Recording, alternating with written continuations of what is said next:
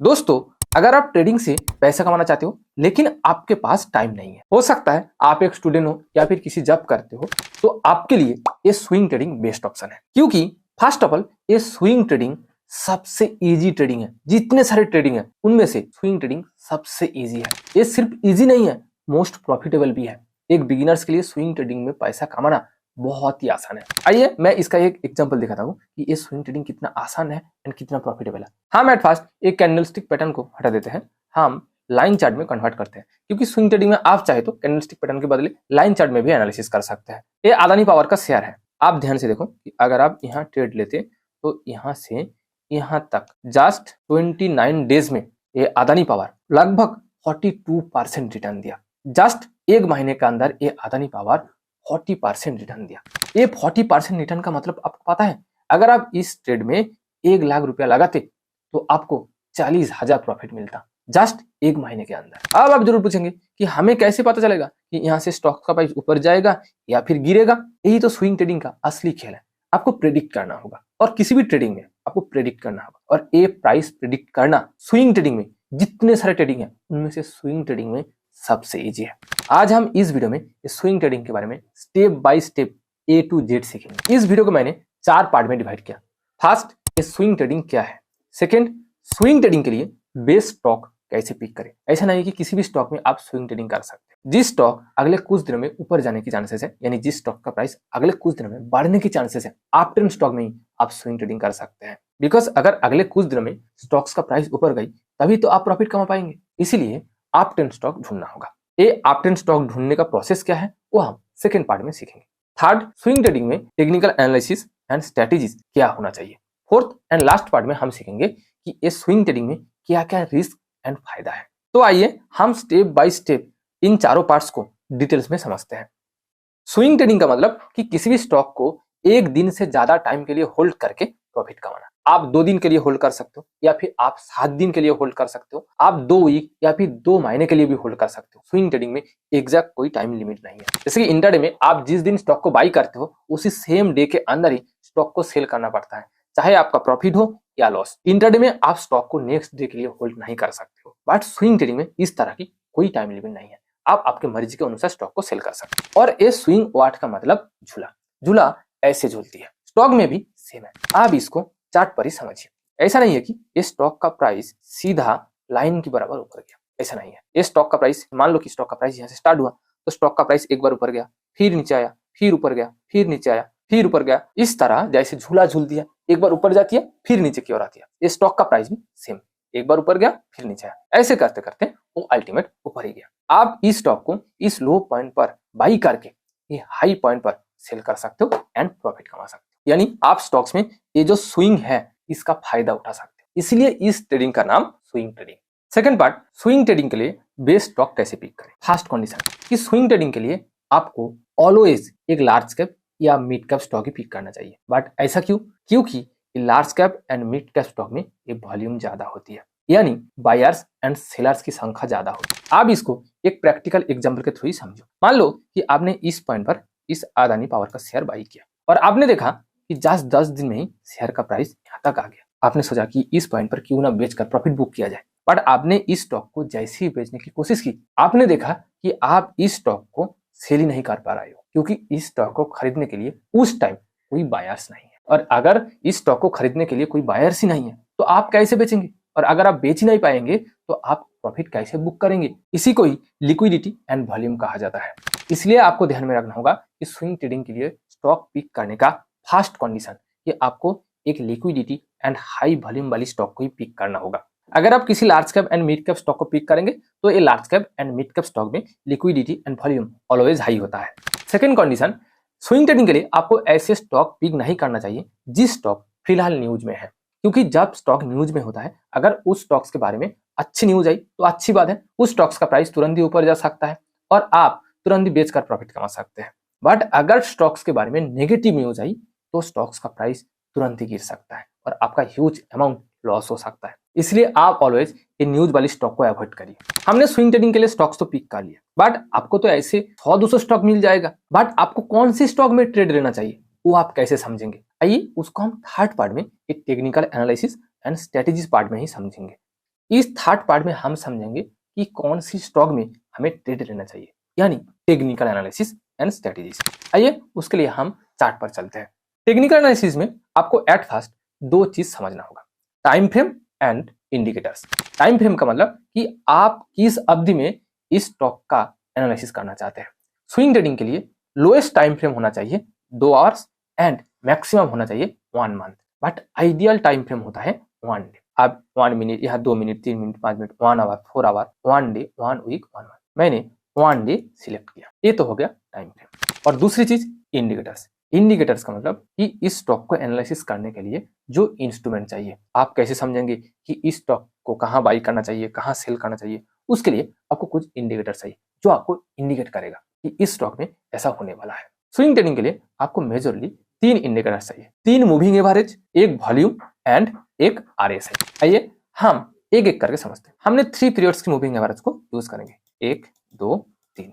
But यहाँ तीनों moving average का लेंथ सेम है। जैसे कि ये मूविंग एवरेज 9 डेज का है, बट हमारा फास्ट मूविंग एवरेज होगा 21 पीरियड का। लेंथ को हम चेंज करेंगे एंड 21 करेंगे। हम इसका कलर को भी चेंज करेंगे ताकि हमें ज्यादा विजिबल हो। इस मूविंग एवरेज को हमने ग्रीन कर दिया। सेकेंड मूविंग एवरेज का टाइम पीरियड होगा 55 या फिर 50। हम 50 कर लेते हैं, हम इसको ब्लैक करेंगे। एंड थर्ड मूविंग एवरेज का लेंथ होगा 200 पीरियड का, 200। इसका कलर को हम रेड करेंगे। ये देख सकते हैं हमारा 3 मूविंग एवरेज लाइन। ये मूविंग एवरेज का मतलब कि हर दिन स्टॉक्स का प्राइस जिस पॉइंट पर क्लोज हुआ, जिस प्राइस पर क्लोज हुआ, उसका एक एवरेज। ये ग्रीन लाइन लास्ट 21 डेज का मूविंग एवरेज, यानी लास्ट 21 डेज में स्टॉक का जो क्लोजिंग प्राइस है उसका एवरेज। और ये ब्लैक लास्ट 50 दिन का मूविंग एवरेज एंड लास्ट 200 दिन का मूविंग एवरेज। हमारा सेकेंड इंडिकेटर होना चाहिए RSI, रिलेटिव स्ट्रेंथ इंडेक्स। ये है RSI। यहाँ कोई चेंजेस की कोई जरूरत नहीं है। ये मिडिल लाइन 50 का, ये अपर लाइन 75 का एंड ये बिलो लाइन 25 का। अगर स्टॉक्स का प्राइस 50 के ऊपर है, इसका मतलब इस स्टॉक्स अप ट्रेंड पर है। अगर 50 के नीचे है, यानी स्टॉक्स डाउन ट्रेंड पर है। और एक इंडिकेटर चाहिए, वो है वॉल्यूम। ये है वॉल्यूम बार। वॉल्यूम से आपको क्या पता चलेगा? हर दिन इस स्टॉक में बायर्स एंड सेलर्स की परसेंटेज या फिर संख्या कितना है वो आपको पता चलेगा।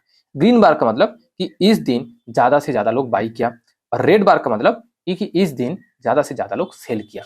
ये हो गया स्विंग ट्रेडिंग के लिए सिंपल टेक्निकल सेटअप। अब आपको इस सेटअप के ऊपर स्ट्रेटेजी अप्लाई करना होगा। वो स्ट्रेटेजी क्या होना चाहिए? आप 2 स्ट्रेटेजी को कंबाइन करके यूज करेंगे। कौन कौन सी स्ट्रेटेजी?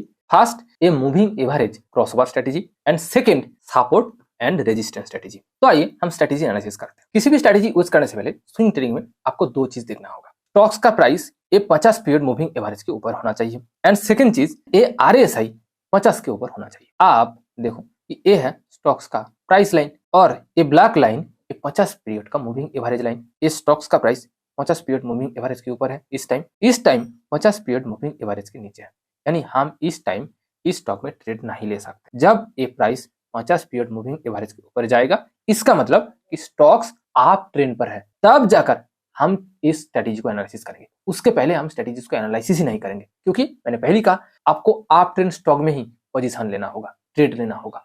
इसलिए आपको पहले स्टॉक्स को आइडेंटिफाई करना होगा, क्या स्टॉक्स अप ट्रेंड पर है। उसके लिए 2 चीज देखना होगा, ये price line 50 period moving average के ऊपर होना चाहिए एंड ये RSI भी 50 के ऊपर होना चाहिए। इस पॉइंट पर ये RSI 50 के ऊपर है एंड इस पॉइंट पर इस स्टॉक्स का प्राइस 50 पीरियड मूविंग एवरेज के ऊपर चलना स्टार्ट किया, यानी हमें कंफर्मेशन मिला कि इस स्टॉक्स अप ट्रेंड पर है। अब हम इसके ऊपर स्ट्रेटेजी अप्लाई करेंगे। मैं आपको फिर से कह रहा हूं कि स्ट्रेटेजी एनालिसिस करने से पहले आपको उस स्टॉक का ट्रेड एनालिसिस करना होगा। अगर स्टॉक्स अप ट्रेंड पर है तभी जाकर हम स्ट्रेटेजीज को यूज करेंगे। तो हम 2 स्ट्रेटेजीज को यूज करेंगे। First strategy moving average crossover strategy. वो क्या है? शॉर्टर पीरियड मूविंग एवरेज जब लॉन्गर पीरियड मूविंग एवरेज को नीचे से क्रॉस करेगा, यानी हमें एक बाइंग सिग्नल मिला, हमें ये सिग्नल मिला कि यहाँ से स्टॉक का प्राइस ऊपर जाने की चांसेस है। आप देख सकते हैं कि ये ग्रीन कलर का, ये जो ग्रीन कलर का मूविंग एवरेज लाइन वो 21 पीरियड का और ये ब्लैक कलर का 50 पीरियड मूविंग एवरेज लाइन। ये 21 पीरियड मूविंग एवरेज इस पॉइंट पर ये ब्लैक कलर मूविंग एवरेज को नीचे से क्रॉस किया और ये RSI भी ऑलरेडी 50 के ऊपर है, यानी हमें एक इंडिकेशन मिला, कॉन्फर्मेशन नहीं, इंडिकेशन मिला कि यहाँ से स्टॉक्स का प्राइस ऊपर जाने की चांसेस है। हम किस पॉइंट पर इस स्टॉक को बाई करेंगे? उस कॉन्फर्मेशन के लिए आपको सपोर्ट एंड रेजिस्टेंस ड्रॉ करना होगा। वो क्या है? आपको 2 लाइन ड्रॉ करना होगा, support line and resistance line. हम एट फर्स्ट सपोर्ट को समझते हैं। सपोर्ट का मतलब कि वो लाइन या जोन है जहां से स्टॉक्स का प्राइस बार बार ऊपर जाती है, जहां स्टॉक्स का प्राइस आती है फिर ऊपर जाती है। वो लाइन कौन सी है? आपको एटलीस्ट 3 ऐसे पॉइंट ढूंढना होगा जहां से स्टॉक्स का प्राइस बार बार ऊपर घूमती है। हम ये 1, 2 या फिर 3 इस पॉइंट को हम लाइन ड्रॉ कर सकते हैं। आप ध्यान से देखो, एक ऐसा लाइन है जहां से स्टॉक्स का प्राइस बार बार ऊपर गया, स्टॉक्स का प्राइस ऊपर गया, फिर नीचे आया, फिर ऊपर गया, फिर यहाँ आया, फिर इस पॉइंट पर आया। ये सपोर्ट लाइन एक्चुअली एक जोन होता है। आपको और एक लाइन ड्रॉ करना होगा। मैंने 2 लाइन ड्रॉ कर। अब आप इस जोन को देखो, इस जोन में स्टॉक्स का प्राइस नीचे आया, फिर ऊपर गया, फिर नीचे आया, फिर ऊपर। एक ही बार हुआ कि इस जोन को तोड़ा, फिर से ऊपर गया, फिर इस जोन में आया, फिर ऊपर गया। ये हो गया सपोर्ट लाइन। और आपको ध्यान में रखना होगा कि आपको पिछले 7 दिन 5 दिन का सपोर्ट लाइन नहीं, एटलीस्ट 3 महीने का सपोर्ट लाइन को ढूंढना होगा। और ये सपोर्ट लाइन तो लगभग लास्ट 1.5 साल का सपोर्ट लाइन है, यानी एक बहुत ही स्ट्रॉन्ग सपोर्ट लाइन है। सपोर्ट लाइन का सिंपल सा मतलब कि जहां से स्टॉक्स का प्राइस फिर से ऊपर जाने लगता है। आप क्लियरली देख सकते हैं कि इस लाइन को लास्ट 1.5 साल में इस स्टॉक एक ही बार क्रॉस किया। यानी सपोर्ट लाइन से हमें क्लियर ये पता चलता है कि अगर स्टॉक्स का प्राइस नीचे आई, गिरी, तो इस पॉइंट तक ही आ सकता है। हमें और एक लाइन को भी ढूंढना होगा, वो होगा रेजिस्टेंस लाइन। रेजिस्टेंस का मतलब कि जहां से स्टॉक्स का प्राइस फिर से नीचे की ओर आती है। कहां से? अगर हम 1, 2 या 3 पॉइंट को ड्रॉ करेंगे तो हम देखेंगे कि ये हो गया हमारा रेजिस्टेंस लाइन। आप चाहे तो इस पॉइंट को भी रेजिस्टेंस मार्क कर सकते हैं, अब इस पॉइंट को भी रेजिस्टेंस मार्क कर सकते हैं। ठीक है, मैं इसको रेजिस्टेंस मार्क करता हूँ।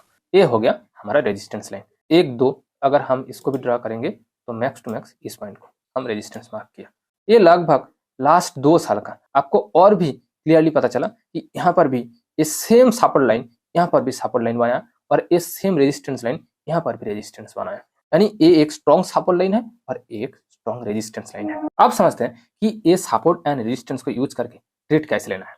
देखिए, स्विंग ट्रेडिंग में आप डाउन ट्रेंड से यानी गिरती हुई मार्केट से या स्टॉक से पैसा नहीं बना सकते हैं। हमें सपोर्ट लाइन इसलिए ड्रॉ करना है ये समझने के लिए कि अगर स्टॉक्स में फॉल्स ब्रेकआउट हुआ, यानी हमारा प्रेडिक्शन गलत हुआ, तो स्टॉक्स का प्राइस कहां तक गिर सकता है यानी हमें कितना लॉस हो सकता है, उसको समझने के लिए ये सपोर्ट लाइन ड्रॉ करना चाहिए। बट आपको ट्रेड लेने के लिए ये रेजिस्टेंस को ध्यान से समझना होगा। देखो, जब भी किसी स्टॉक्स में ये प्राइस लास्ट 3 महीने 6 महीने के रेजिस्टेंस को ब्रेकआउट देता है यानी तोड़ता है, वहां मैक्सिमम चांसेस रहता है कि वहां से स्टॉक्स का प्राइस ऊपर जाएगा। आप ये चांसेस को लगभग 70 to 80% मान सकते हैं। मैं आपको ये रेजिस्टेंस ब्रेकआउट और स्टॉक्स में भी दिखाऊंगा। आप पहले इस स्टॉक्स को समझो। यहाँ इस स्टॉक्स का प्राइस रेजिस्टेंस को इस पॉइंट पर तोड़ा तो आप इस पॉइंट पर बाई कर सकते हैं। आप 175 से 180 के बीच बाई कर सकते हैं। अब सवाल आता है कि हमने इस पॉइंट पर बाई तो कर लिया, बट हम सेल कब करेंगे? सेलिंग के लिए तो कुछ ना कुछ इंडिकेशन होना चाहिए। जब ये स्टॉक का प्राइस ये 21 पीरियड मूविंग एवरेज यानी शॉर्टर पीरियड मूविंग एवरेज के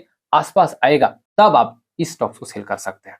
यानी शॉर्टर पीरियड मूविंग एवरेज के आसपास आने का मतलब कि इस स्टॉक में डाउन ट्रेड आना स्टार्ट हो गया। जैसे कि आप यहाँ देख सकते हैं, जैसे ही ये शॉर्टर पीरियड मूविंग एवरेज की क्रॉस किया तो ये लॉन्गर पीरियड मूविंग एवरेज के भी आसपास है, यानी स्टॉक्स में एक डाउन ट्रेंड आना स्टार्ट हो गया। इसलिए जैसे ही स्टॉक्स का price shorter period moving average के आसपास आएगा तो आप बेच सकते हैं। दूसरी चीज, आप आपके टारगेट के हिसाब से भी बेच सकते हैं। मान लो कि आपका एक टारगेट है कि आपको हर महीने 5% या 10% प्रॉफिट कमाना है, आप उस हिसाब से भी बेच सकते हैं, या फिर आप स्टॉप लॉस के हिसाब से भी बेच सकते हैं। स्विंग ट्रेडिंग में सेलिंग के लिए कोई परफेक्ट स्ट्रेटेजी नहीं है, हर एक अपने हिसाब से सेल करते हैं। या फिर आप और एक चीज भी कर सकते हैं, जब ये RSI 50 के आसपास आएगा उस टाइम भी आप बेच सकते हैं। मैं आपको स्केल ड्रा करके दिखाता हूँ।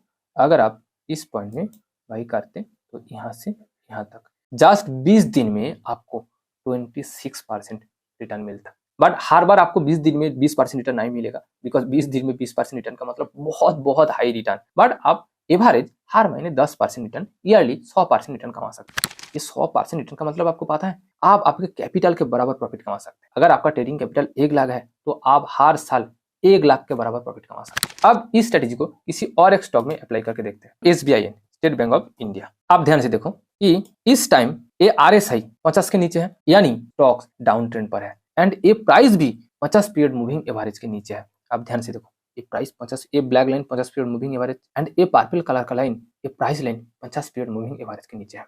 यानी आप क्लियरली देख सकते हैं कि इस स्टॉक्स डाउन ट्रेंड पर है।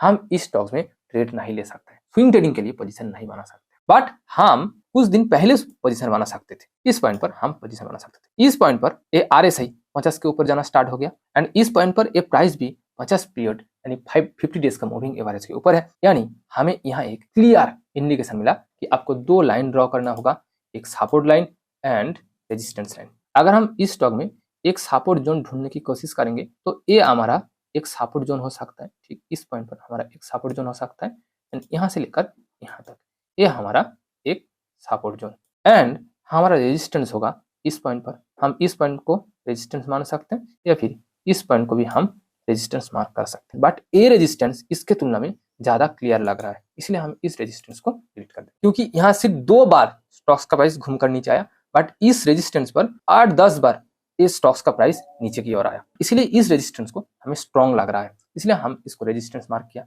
यहाँ हम और एक लाइन ड्रॉ कर सकते हैं, ये है थोड़ा इस लाइन के ऊपर एंड इसका यहाँ ये रेजिस्टेंस जोन एंड ये सपोर्ट जोन। यहाँ स्टॉक्स का प्राइस 50 पीरियड मूविंग एवरेज के ऊपर चलना स्टार्ट किया, बट हम कहाँ बाई करते हैं? जब ये स्टॉक्स का प्राइस ये रेजिस्टेंस तोड़ेगा हम उसके बाद बाई करेंगे। अगर हम यहाँ बाई करते तो हम कहाँ बेचते? मैंने आपको पहले कहा कि जब स्टॉक्स का प्राइस इस शॉर्टर पीरियड मूविंग एवरेज के आसपास आएगा तब हम बेच देंगे, यानी हम यहाँ इस स्टॉक्स को सेल करते हैं। सिमिलरली आप देख सकते हैं, मैंने आपको ये और एक स्ट्रेटेजी कहा था कि जब प्राइस ये 50 के नीचे आएगा, RSI 50 के नीचे आएगा तब भी हम बेच सकते हैं, यानी हम इस पॉइंट पर भी बेच सकते थे। तो हमें कितना प्रॉफिट मिलता?